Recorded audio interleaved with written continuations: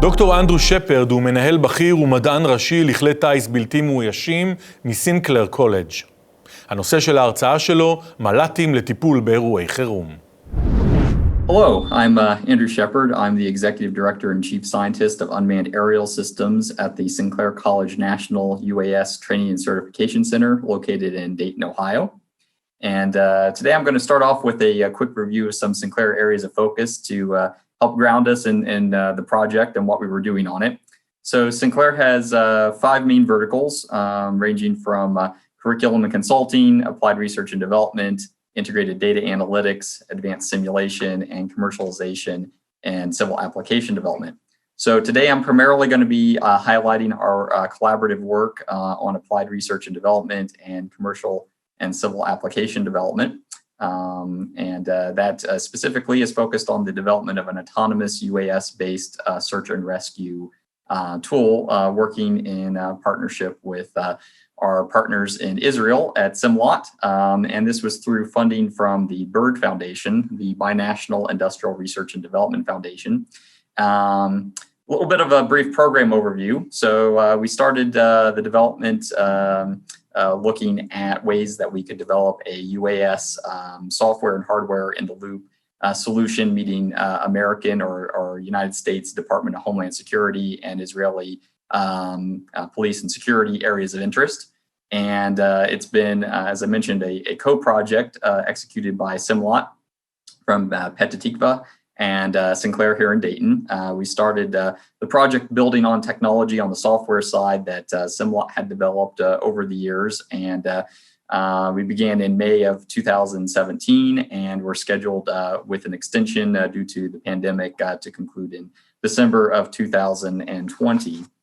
So really looking at the need, there was an obvious use case. So as we're looking at victims that might be lost in missing persons scenarios, perhaps you've got natural disasters, floods, earthquakes, fires, etc., where you may have people that have gone missing. You need a way to precisely geolocate them, find them, geolocate them, and then identify and deploy response. So we were looking at this and we said, well, there needs to be a video component, there needs to be a mission planning component, there needs to be a two-way or bidirectional human voice communications component. And so we were also looking at ways that we could increase situational awareness and mission transparency, look at ways to accumulate the data, analyze it, methods of improvement, and then being able to go forward with that to market. So a solution that was developed, we worked with Simlot to develop both a computer-based or cloud-based component and also an onboard processing autonomy and sensors analysis capability. So looking at that, primarily we were able to use commercial off-the-shelf hardware, so say processors, cameras, speakers, microphones, etc. But we were also able to use our rapid prototyping and design capabilities here at the National UAS Center to make 3D printed components out of composite and carbon materials that allowed us to rapidly iterate various designs, which I'll highlight as we go through the presentation here in a few minutes.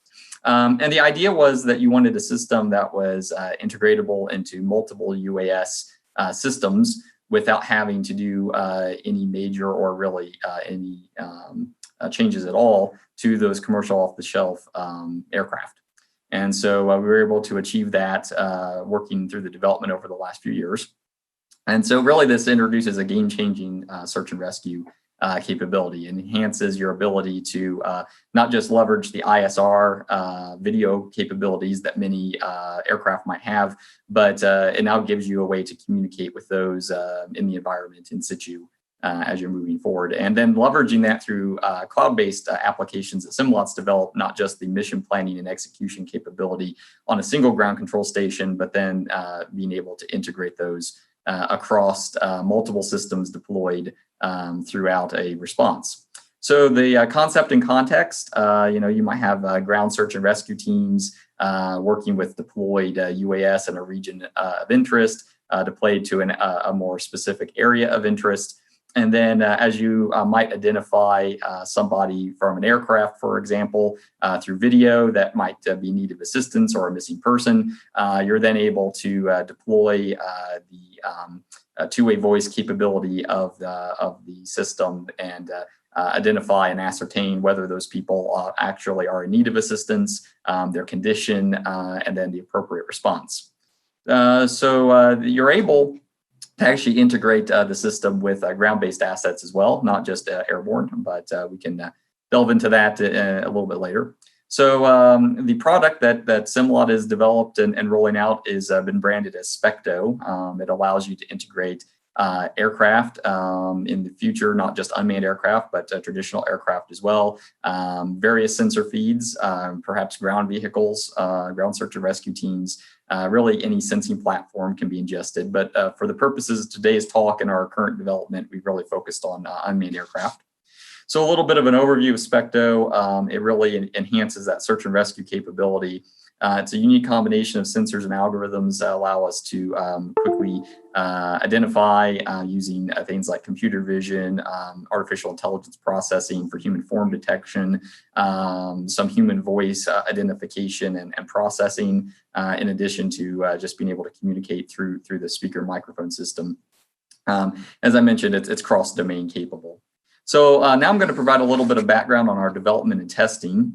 So the first slide, you see a little bit of a CAD rendering of an early design, and then some 3D printed housings originally through ABS plastic, and then fused deposition modeling, and then eventually moving into composites.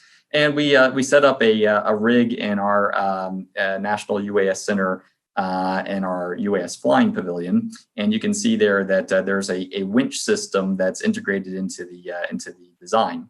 And so early on, our prototyping, we had kind of a two payload system. You had a main payload that was being flown on an Altavian Galaxy R8700 aircraft, and that's the box that's mounted in the board hanging out from the balcony. And then we had a drop unit that was primarily a nadir pointing camera for situational awareness, augmenting a gimbaled camera on the aircraft, and a speaker and a microphone system. Over time, we realized that it was better to have everything integrated into one system. So I'll show you that in a few slides. But on the next slide, you see some of that initial integration work. The top left image, you have our lab work with human voice detection occurring. And we were able to not just identify that human voice was being spoken, but also we've done experimentation with some voice to text. Of course, it's a noisy environment environmentally, but you've also got aircraft noise, wind, other noises that may be happening in the environment. So that of course, is a challenge. But the accompanying images on that same slide, the upper right, you can see a nadir view of the camera, which is not really intended to be super high resolution. It's really just situational awareness as the payload is being lowered, and being able to identify if you're near or over a potential victim or someone you need to communicate with. And then the other images on that slide are showing early test flights on that Altavian octocopter. On the following slide, we see a completely new integration that is on a DJI M600 Pro. And in this case, we were able to 3D print and house everything completely self-contained within the drop payload unit.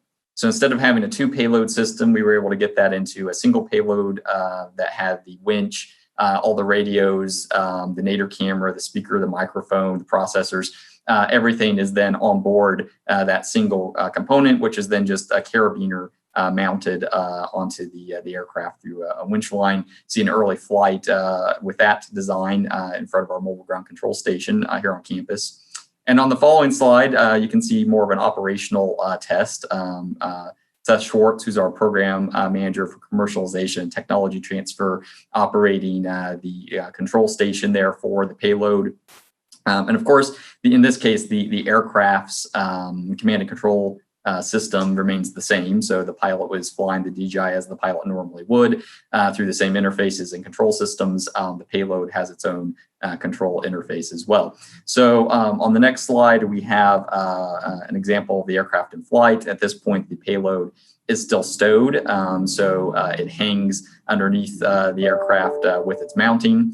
Following that, on the next slide, you see a quick example of what the ground control interface might look like for the Specto system. So you can track multiple assets, regions of interest, areas of interest, aircraft, ground assets, and you can also play back video, recorded audio, control voice interfaces, etc.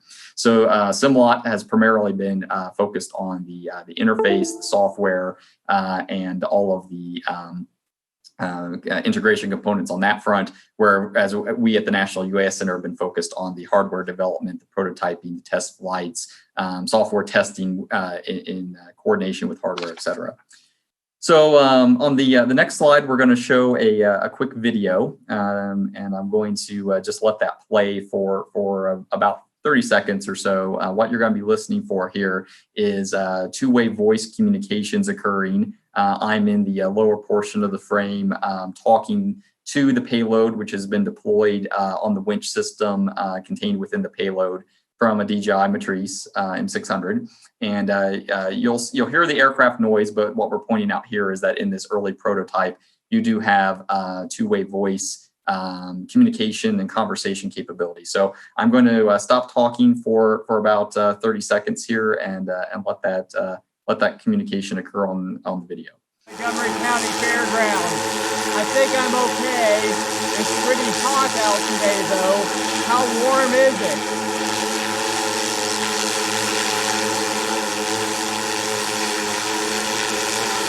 I believe it's close to 90 degrees Fahrenheit.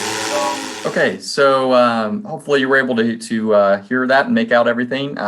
Now, granted, it's a noisy environment. You're outside, you have wind, you have the aircraft noise, you may have other environmental impinging factors.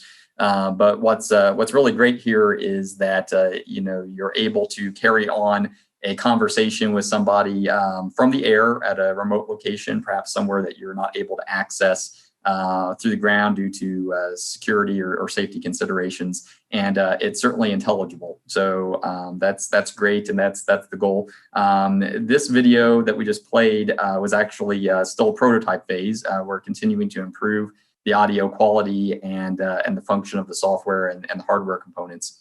On the slide immediately following the video, we have a couple shots of the payload as it's been deployed. The payload is capable of being deployed at this point up to 40 feet. I'm in America, so I'm going to use feet, but about 40 feet below the aircraft is a maximum distance. In practice, though, you're probably deploying 25 to 30 feet. Around 10 meters, I guess, in terms of winch dropping distance in a standard deployment. Since these images and that video were taken, we've since modified the platform further as we're finalizing the design, and we now have a capability of 3 attachment points to the aircraft, which dramatically enhances our ability to manage any swing or sway, twisting of the payload, makes it much more stable, and it's just a refinement in the design as we move along. So on the final slide, I'll just narrate as this last video is playing for a few minutes. You have an aerial video being collected from a Parrot Anafi and of the DJI Matrice M600 Pro in flight. You can see the payload is currently hung below the aircraft, and as the video is playing, you'll notice that the distance between the aircraft, the drone, and the payload is reducing. And so this is just a kind of a standoff example of the payload being retracted. Again, in this design configuration, the winch, the motor, everything is self-contained within the payload, which means no modification of any substance is required to the aircraft. As long as you have a solid detachment point, you're able to retract that system and stow it for maneuvering, redeployment if necessary at a new location, or a return to your landing location. So as that video is playing up, I just want to acknowledge our partners at Simlot. They've been great to work with, as they have been for many years, but particularly on this project.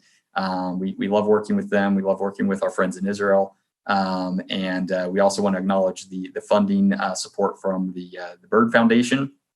without which this project and future commercialization wouldn't have been possible. And we hope that you see the utility of such a solution for applications in the search and rescue space. So with that, thank you, and I appreciate your time, and have a great conference.